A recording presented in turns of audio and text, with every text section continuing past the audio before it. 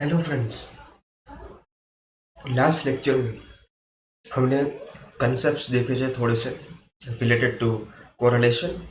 And फिर हमने देखा कि भाई there are three methods, mainly three methods of correlation: scatter diagram method, Karl Pearson's product movement method and Spearman's rank correlation method. So हम एक एक करके ये अभी मेथड्स देखेंगे और चैप्टर कवर अप करते जाएंगे। First of all, starting with the first method, that is a scatter diagram method. क्या है तो भाई, simple method of diagrammatic representation and most widely use method for determining nature of correlation. यहाँ पे आपको nature मिलेगा क्योंकि ये डायग्राम प्रेजेंट करता है, डायग्राम से हमको डेटा प्रेजेंट करता है, सो हमको नेचर पता चल सकता है। स्ट्रेंथ भी कुछ हद तक पता चल सकता है, लेकिन एग्जैक्ट ये मैथमेटिकल मेथड नहीं है, मीन्स इसमें हम कोई कैलकुलेशन नहीं करता। इसके लिए वाइडली यूज है, लेकिन हम कोरिलेशन का नेचर डिटरमाइन यहाँ पे कर सकते हैं। स्कैटर डायग्राम की definition very important for 1 mark, 1 mark के लिए आ सकता है डेफिनेशन। समझो क्या बोल रहा है डेफिनेशन।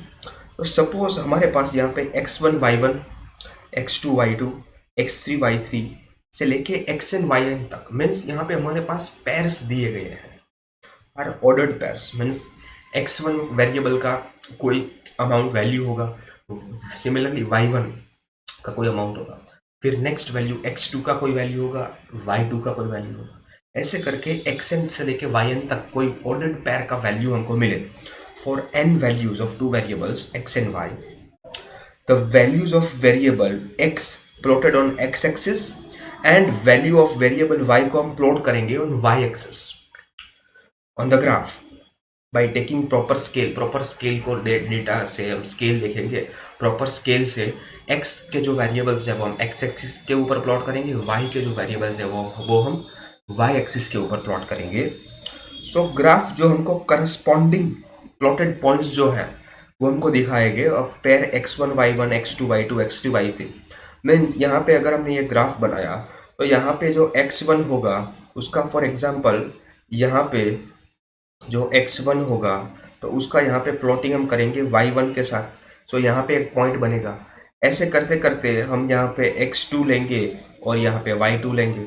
सो ये पॉइंट्स हम जब प्लॉट करते जाएंगे, करस्पॉन्डिंग पॉइंट प्लॉट करते जाएंगे, तो हमको जो मिलेगा that is known as scatter diagram. Okay, आपने इकोनॉमिक्स में भी स्टडी किया होगा, लेकिन फॉर स्टैटिस्टिक्स ये आपको डेफिनेशन याद रखना है, 1 मार्क के लिए आ सकता है, one of the important theory question. Okay, पहले भी हमने दो क्वेश्चन देखे, एक कोरिलेशन की डेफिनेशन थी और एक लीनियर कोरिलेशन क्या है वो हमने देखा, और तीसरा important definition that is scatter diagram का डेफिनेशन। ओके, सो ये स्कैटर डायग्राम का definition. Now the pattern of points on diagram shows the nature और type of correlation and strength up to some extent.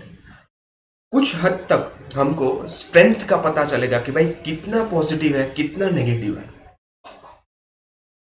लेकिन generally ये nature दिखाता है, that is positive है या नेगेटिव है वो हम यहाँ पे पता कर सकते हैं, लेकिन स्ट्रेंथ कुछ हद तक पता कर सकते हैं। एग्जैक्ट स्ट्रेंथ ये नहीं देगा क्योंकि there is a diagrammatic representation. Okay, तो अभी स्ट्रेंथ, किस तरह से हम स्ट्रेंथ को देखें और किस तरह से हम कोरिलेशन के बारे में पता करें वो हम देखते हैं। समझो, first point, if all the points lie on one line and line is going in upward direction।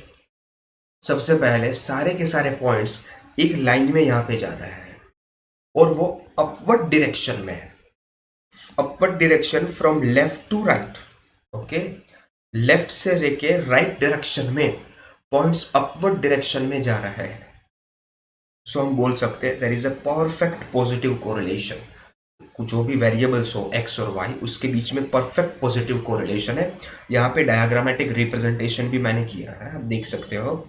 यहाँ पे आप जो y एक्सिस है और ये x एक्सिस है, और जो पॉइंट्स प्लॉट किए हैं वो एक सिंगल लाइन में यहाँ पे जा रहा है, from left to right direction, एक स्ट्रेट लाइन में जा रहा है। तो जब इस तरह का आपको ग्राफ मिलेगा, पॉइंट्स मिलेंगे प्लॉट करके ग्राफ पे ऊपर, so that will be known as perfect positive correlation. हम वो बोल सकते हैं कि x और y वेरिएबल के बीच में there is a perfect positive correlation. Next हम बात करें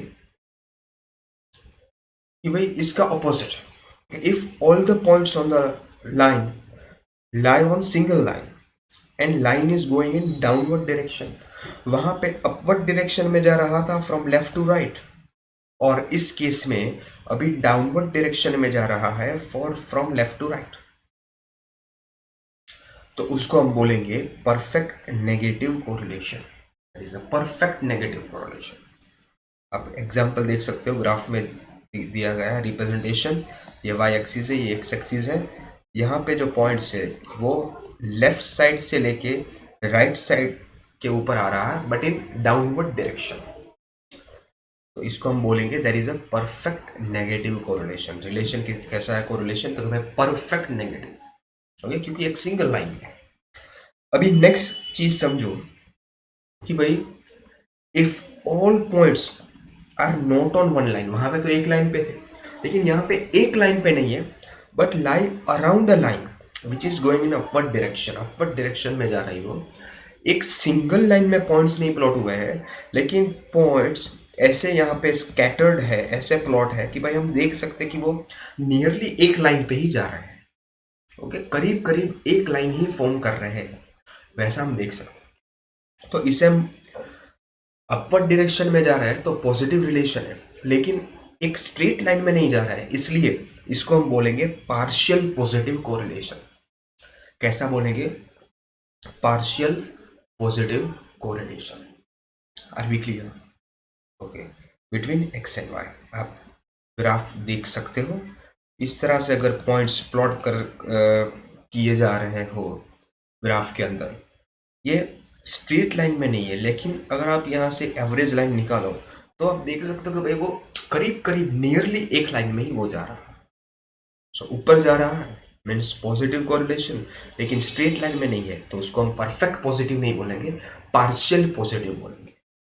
ओके, नेक्स्ट बिल्कुल इसका उल्टा।